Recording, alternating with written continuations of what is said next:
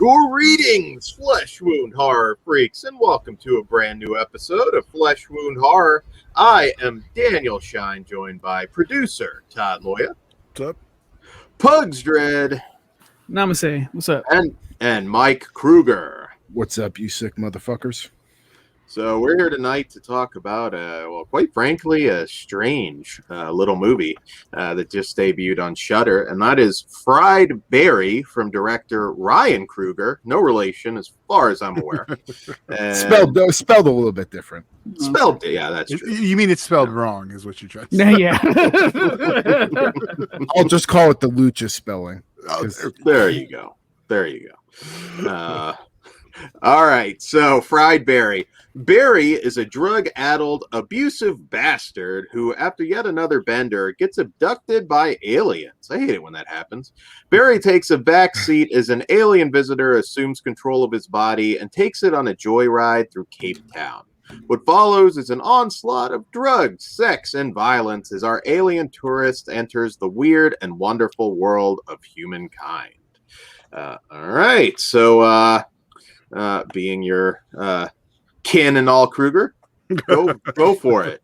What'd you think? Did he do the family proud? Well, I've been really looking forward to this movie for a while now. I saw the trailer I think midway through last year, and I've just been really eager to get my hands on it. And the one thing I'll say about this movie, first off, is you should kind of read the synopsis going in, because I think if you don't, some people may get a little bit confused. But this was pretty awesome. First off, I love the warning intro that we get into this. If you're, afraid of sexual violence and all this, it set the tone. Once that I saw this dude on the teleprompter giving me a warning, I was like, all right, we're gonna see some shit tonight. I thought the cinematography on this film was fucking phenomenal, especially since this is Ryan Kruger's first feature-length film. There was some awesome uses of color, a lot of reds and purples that were right up my alley, something you would see out of a movie that was produced by Spectre Vision or something. And there's a few instances where there would be a shot in the movie and I'd just be like, damn, that's fucking really impressive. And I thought just as far as cinematography, A+. The soundtrack, another A+. It was fucking phenomenal. It was there was a mixture between ominous tracks that especially during the abduction and hallucination scenes that were just eerie, and then you would go into EDM party music that had me bobbing my head dancing along while watching this movie, because it was just so good. The acting was good, but Gary Green's performance as Barry stole the fucking show. The awkwardness and just the crazy wide-eyed looks he would give people was great, and he really gave a fantastic chaotic batshit insane performance. The main as far as characters, the main character Barry is a selfish junkie who doesn't give a shit about anybody but himself and his own addictions, and the way that's contrasted after the way the alien behaves in his body is just a really good contrast of how maybe an alien could be a better person than an actual human being. I felt bad for Barry's wife. She's trying to deal with being in love with an addict and having a heroin addict baby daddy all the same. And just the whole relationship that ends up happening between this alien controlling Barry's body and how it worked with his wife was just awesome. The movie probably has the most disturbing alien abduction scene since Fire in the Sky. I'll just say that. I mean, there's some shit in there that was pretty shocking. I was like, man, that's really eerie and really fucked up, and I love it. And the story, I just thought was just it took you on this fun, trippy ass drug induced ride, and with all these twists and turns I didn't see coming. And this alien's going hard as fuck in Barry's body, partying his ass off, and I had such a great time watching his adventure, and even at times it got a little heartwarming, and I was like, wow, that's I was not expecting heartwarming from this movie, but it got me a couple times.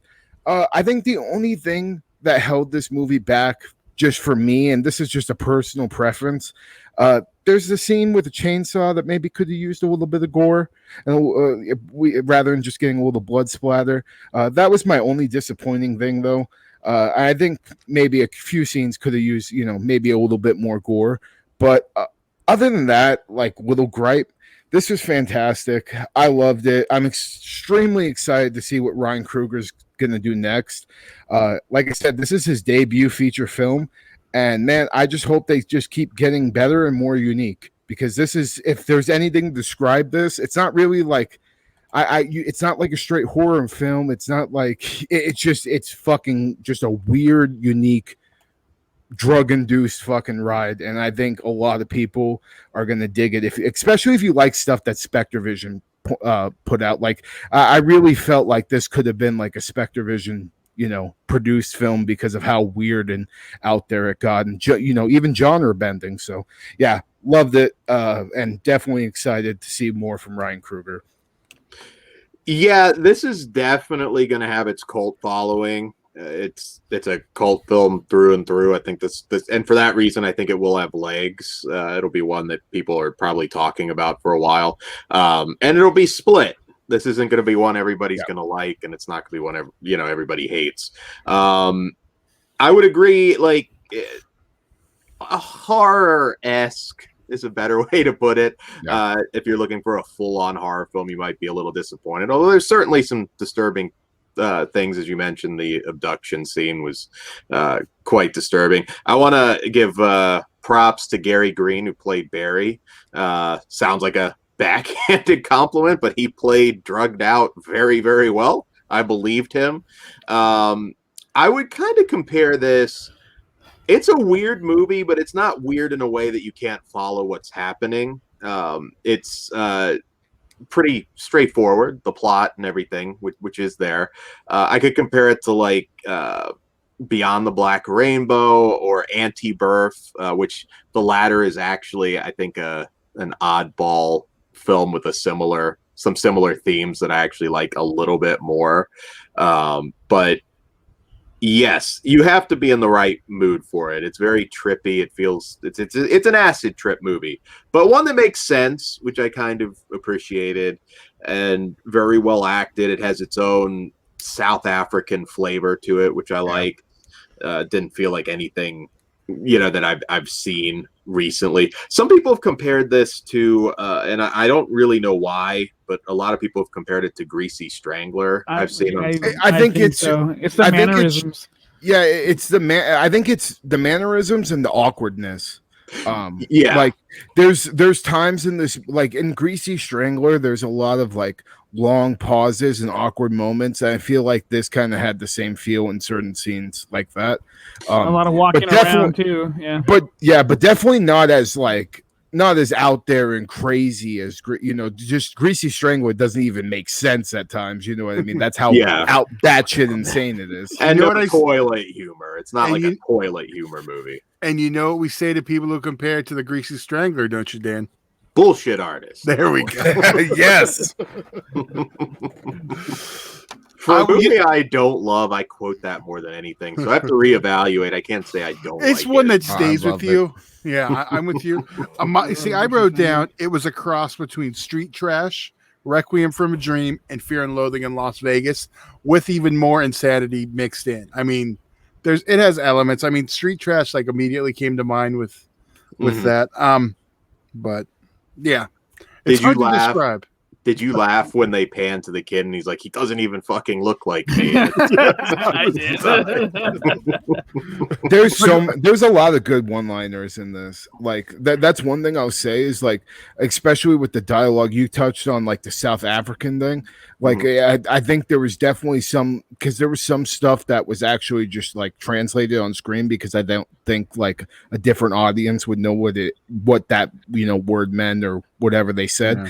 And I think that's so cool that they actually took dialogue that people in that area would use. That was a nice touch. Yeah.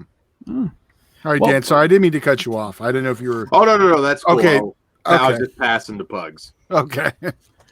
For me, the movie's inconsistent. because every now and again I'm like I'm about to dip out, and then it does something crazy to reel me back in. So like I don't not like the movie. I just don't love the movie. The main character Barry, I like him a lot. He walks like RoboCop, and he looks like Helmut from Belphegor. So like this dude, I want to hang out with him, alien or not. Yeah.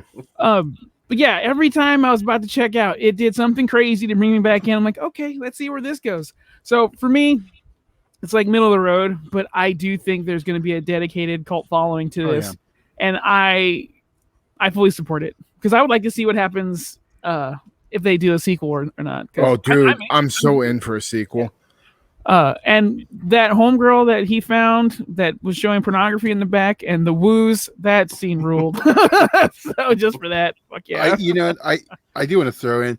I get you kind of Pugs. It's like the first 20 minutes I wasn't sold, and then when stuff started to happen, I was like, okay, I'm just glad. It does that like 3 or 4 times now. Okay. I think I got once that the first one I kind of just focused. Mm-hmm. I'm just glad Barry didn't have a sister. I would like this to cross into Greasy Strangler somehow. Combine the universe. I'd watch a versus movie. Dude, imagine Big Ronnie getting abducted by fucking aliens and they do the same shit. Oh, come on, man. Like I'm in for that, but I'm also like I'm definitely in for a Fried Berry sequel. But like even just at that, when something this unique is your first film, like your first actual feature length film, I'm so interested on what goes on in Ryan Kruger's head because of how unique this movie is, and I want to see what he's going to bring to the table. I really hope it's horror that he does next, but if anything, this just made me really, really excited and happy that there's a new up and coming filmmaker that I have my eyes on. Yeah, I'd be excited to see what he's going to do after this. People will talk about it, and I'm very curious to see just interviews with Barry at this point, just to see what he's like. Not a lot of dialogue, but that guy does a lot with his face. I'm curious if it'll be a case where we'll see him in other stuff now. Yeah, I hope so, man, because like his facials and like I don't like if you've ever been around somebody strung out on heroin, like that's it's pretty accurate the facials he got in there, or even like crack and somebody's just wigging the fuck out. Like he really got that shit down to a T, and just whether I don't know what his past is, but man, like you were impressive with that shit for sure. I hope he gets more. I want to see what else he, like this. I don't know if this was his first movie or the first feature length he's done, but I really hope he gets. Yeah, Gary Green. I really hope he gets more work if it isn't. I actually looked him up. He was actually in the theatrical one, The Escape Room. He played one of the technicians in that, so he had a little tiny part in that.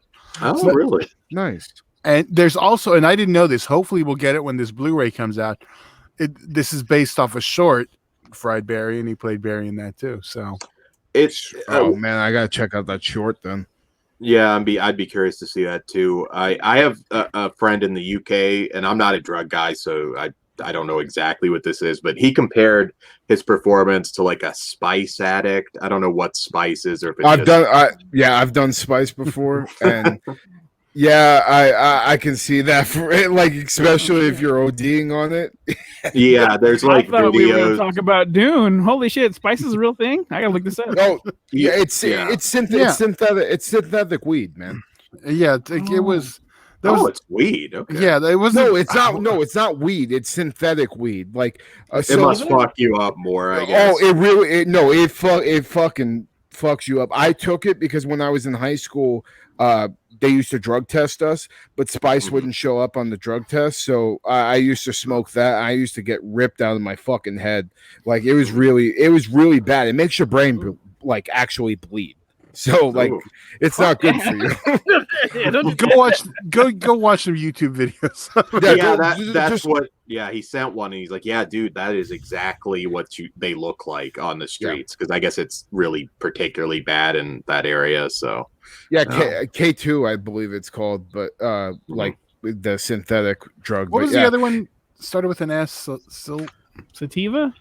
No, that's a real. No, bad it's one. yeah, that's real pot. No, salvia. That's what I was. Yeah, that Oh, one. I was Yeah. close. Yeah, but when you yeah. Dude, those who dude, spice and salvia were huge in my high school, like big time. that makes sense about Everybody used to get fucked up on it.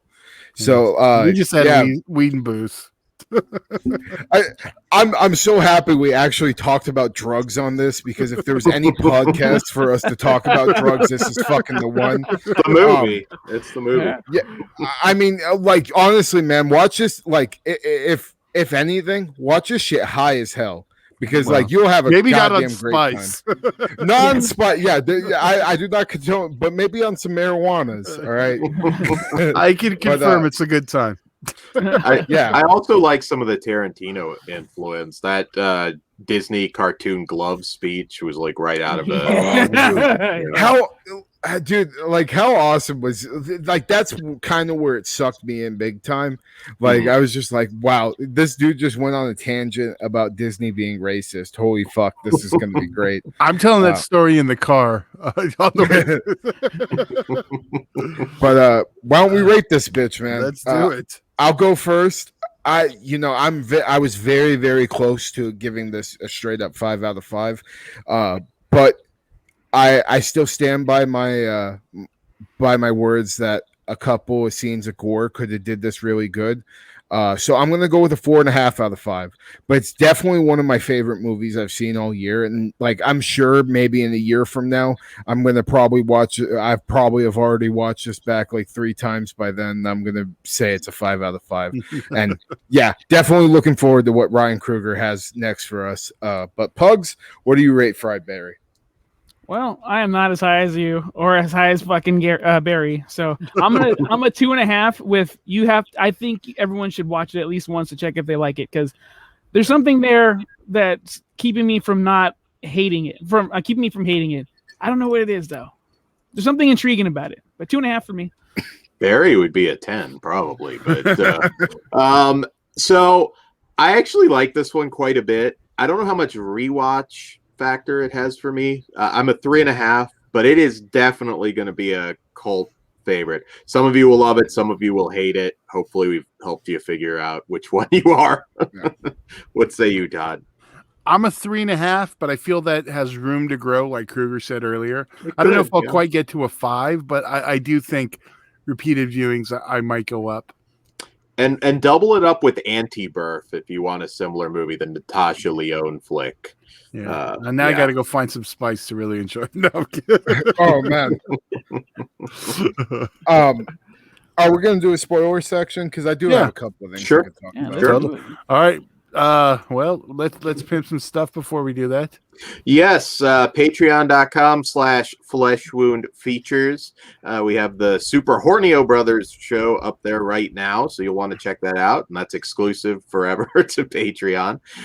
We also fleshwoundfeatures.com, where there is a link to our Teespring store. You can get the ILF shirt and all the new stuff we are working on, and you get a sneak peek of that also on Patreon. You'll get the first shot to buy it. Yeah. Some of this stuff won't be up there forever, so again, if you want it, grab it.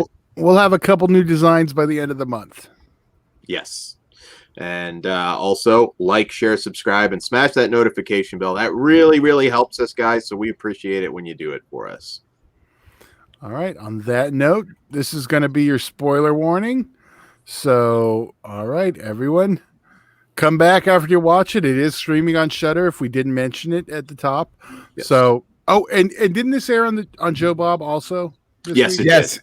Yes, Okay. it was on Joe Bob's Last Drive-In on Shudder. I believe it's like the 3rd week into the season, so probably like episode 6. Yeah. And I think it's only episode. Are we on the 2nd week? 3. I at thought we were least. on our 3rd week. I can't remember. It's in the beginning of the season 3.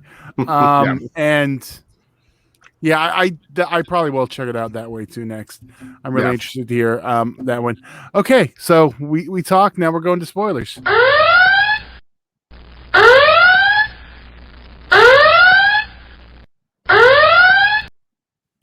Woo! Okay, so fuck it. God damn it. Who fucking did? Was that you, Dan? That was me. That was Pugs. God damn it. Fucking first off, like the sex scenes, right? So I was watching this and I was like, all right, he just fucked this chick and she had all her clothes on. Everybody's gonna be so fucking mad other than me. And then but then the next one, dude, that chick was so fucking hot. Like, goddamn, like He made up for it. Yeah, it did. Like, honestly, both of the chicks I thought Even were hot, with the chick that had her lingerie bullshit on, she had porn in the back. I like her. Yeah, Well, you know, I will say this. I'm sure me and Dad would have both complained if we didn't have that second scene. no, that's what I was figuring. That so, like, when I saw that, there's going to be 2 sex scenes in here. The chick that got naked, I knew you guys were going to be won over. There's no that. Watch me die, but so for me, just like the line, you don't mind sharing, do you? Or you don't mind sharing? Do you? Needles are expensive. Like, if you've ever been around heroin addicts, man, I'm telling you, like, this is shit that they fucking do and say. Like, I thought the tone of the movie, just with that line, I was just like, oh, I'm gonna love this, because like that's kind of the people I grew up with. I grew up with a bunch of rich kids that did fucking stupid shit. So like it really set, like, I think this movie hit me deeper than it would with most people. But I think if you've done drugs and hallucinogens and been around people that act like this, it's gonna hit you fucking harder. Especially when I said like it was more heartwarming at times, because like I've been around somebody who saw somebody actually OD and die, and like the stand, like when his wife is having that dialogue and it's just like, sleep what? Just go. No, I can't say it. Say it, motherfucker. I can't. What? I can't on air. All right. Okay. It's not Patreon. We're good. But I'm like when she was going into her dialogue, like that's something that I've legit experienced around somebody before, like that is overdose. So like it hit home, and that's where I said like it got deep in here at a point. The abduction scene though. This motherfucker got probed in the ass. He got probed in the mouth. He got probed in the fucking dick. Dick, yeah. Damn. Dude, that shit was fucked up. And like, I always complain about this. Is like, yeah, dude, aliens are probing you in the ass. Like, I want to see more of this shit in cinema, and it gave me that shit.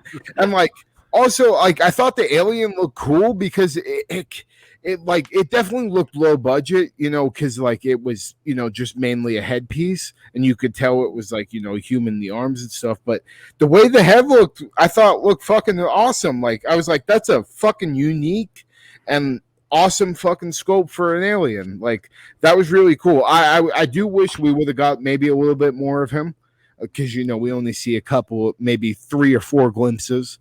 But I really did like the way he looked, and I just think, if anything, the alien controlling Barry to fight off this fucking pedophile that's holding all these kids in this fucking cage in the middle of South Africa. A lot of them too. And did you notice the drug he was doing?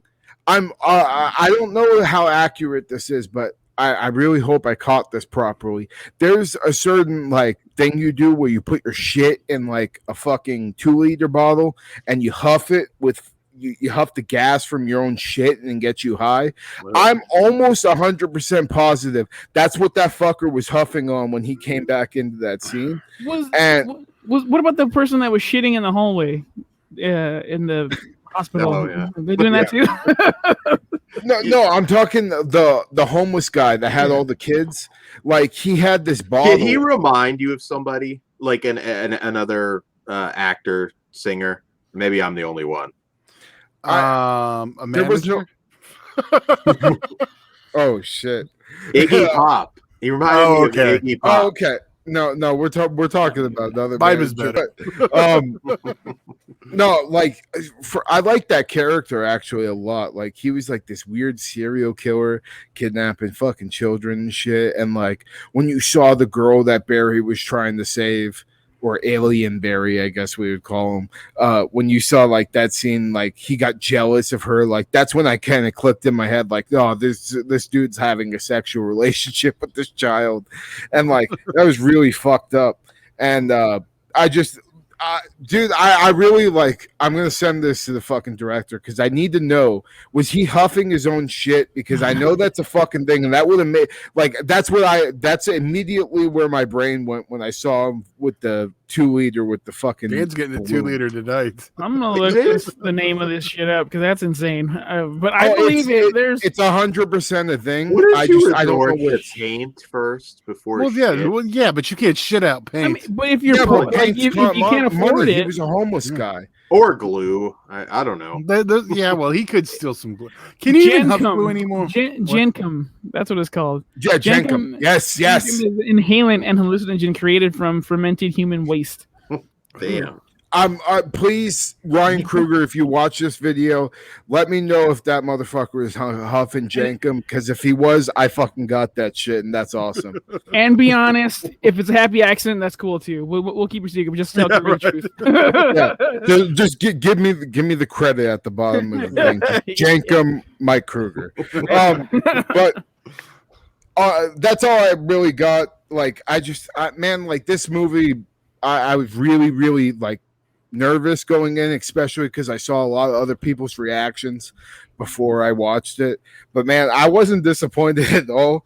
Maybe it's just a junkie in me, but I love the tone this movie fucking set. And it reminded me of people that did this shit. So I think they caught the tone and everything perfect, and I highly recommend it. I'm definitely buying the Blu-ray when it comes out, and anything Ryan Kruger, man, I'm gonna fucking check out. I gotta check out some of his shorts. Like I'm really excited to check out the Fried Berry short, but also the other like short films that he did, because that's basically, from what I saw, I don't know how accurate the IMDb was, but I saw that he did a lot of shorts. So I'm going to definitely check out some more of those. I know he has one coming up that's hashtag, I think it's called #Meow2. I saw that. Then I saw Gary Green's in that also. Yeah, so we may need to do a little update on that and check that one out. Yeah, well, I wanted to make a feature-length Jenkum movie now. Like that has to be done. Just motherfuckers huffing their own shit and going on a killing spree. I'm fucking game. Yeah, he has a ton of shorts. So yeah, he's prolific on the shorts. Yeah, started in 2009. That's first feature. 12 years later. So, hey, dude, he should have really honed his craft in that time. Yeah, and I think he did, man. Like for this to be your debut, like goddamn, that's fucking impressive. And I'm very excited for new like this new genre of horror. I mean, you got your Kostanskis, and now you got your Ryan Krugers. I really hold that to a high regard. He's one of the most anticipated directors now for me, in my opinion, in the horror genre. So I hope he does more in it. Absolutely. Absolutely. All right. Well, do we have anything left on this one, gentlemen, or did we cover it all? Just check out Fried Berry on Shudder. It's well worth, even if you don't have Shudder, it's well worth, I think, the price of admission just to watch this movie alone. And also check it out on Joe Bob's Last Drive-In, because this was his latest film on there. And I highly recommend it. I just think, even if you don't like this movie, I think you'll be happy that you saw it, because this one's definitely going to split a lot of people. But I think everybody should see this movie because of how unique it is. Absolutely. Check it out. Cosign. All right. So yes, I think we did all of our plugging. Keep your eyes out for the Full Moon show. That's a very cool one. Go watch the Evil Bong unboxing. Evil Bong unboxing. The That box. the spirit of Andy Milligan knocked my internet out, but you get to see me in a cameo, I guess, for that one. It's all right. Jigsaw's coming for pugs on Thursday. Yeah. Yeah, for real. But with that being said, follow us across all the social media bullshits, please and thank you. And with that being said, gentlemen, let's get the fuck out of here. Dan? Good night. Guten Tag. Pile Todd? shine. Stay sick, motherfuckers. I'll see you in Disneyland. Jenkum.